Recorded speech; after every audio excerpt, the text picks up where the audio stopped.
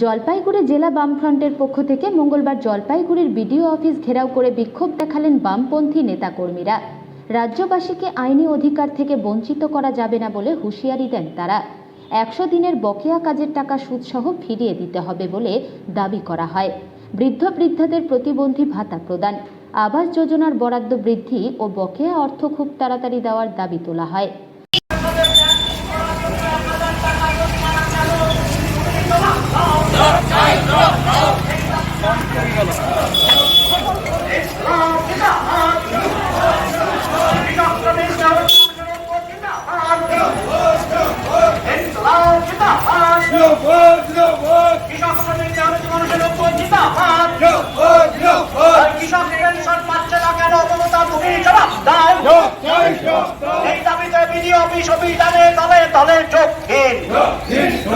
আজকে বিডিও অফিসের ডেপুটেশনে দলে দলে যোগ দিন।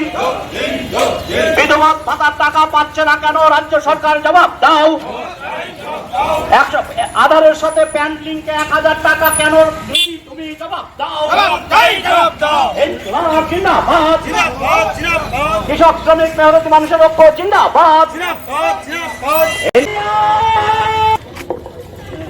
প্রশাসনের যারা আছেন তাদেরকে অভিনন্দন। আর যারা অনেক না করতে এসছে উনি চেয়ারে বসে বেআইনি করছেন।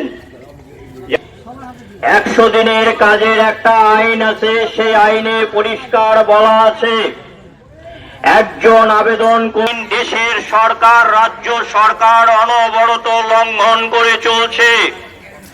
এখানে যারা এসছেন তারা মান সম্মান ইজ্জত সবটাই বিসর্জন দিয়ে বিডিও সাহেবের কাছে উপস্থিত হয়েছি আমরা। রাষ্ট্রের সরকার এখন হচ্ছে আদানি আম্বানি কর্পোরেটের দলদাস। আর আমরা আন্দোলন করছি শ্রমিক কৃষক যারা হচ্ছে মজুরি পায় না, বৃদ্ধ বৃদ্ধা এদের জন্য। তাহলে রাষ্ট্রের প্রকৃত চেহারাটাই মানুষের কাছে বেরিয়ে আসুক। এটা হচ্ছে রাষ্ট্রের যারা বিজেপি তৃণমূল যারা কর্পোরেটের দাস হিসেবে কাজ করছে তারা চাইছে না বলে তারা বাধা দিচ্ছে। মানুষ দেখছে এদের বিরুদ্ধেই আমাদের লড়াই। কারণ তারা টিকবে না, বাধাও হবে, প্রতিরোধও হবে, ঘরে ঢুকে যাবে। পুলিশের একাংশ আজকে বাধা দিচ্ছে ওদের চাপে, কিন্তু পুলিশের একাংশ বুঝে গেছে এই চোর বাটপাতদের সাথে থাকবে না। তারা প্রকৃত অর্থে আমাদের সাথে সমর্থন করছেন। কিন্তু তারা পুলিশ, যারা পুলিশ যাদের পিটাচ্ছে তাদের ঘরেরই না ছেলেপেলের আজকে পুলিশ। ওই কৃষক ওই শ্রমিক এদের ঘরের ছেলে পুলিশ। কোন আদানি আম্বানির ঘরের ছেলে কি পুলিশ আছে? হয়ে যাবে, এটা বুঝে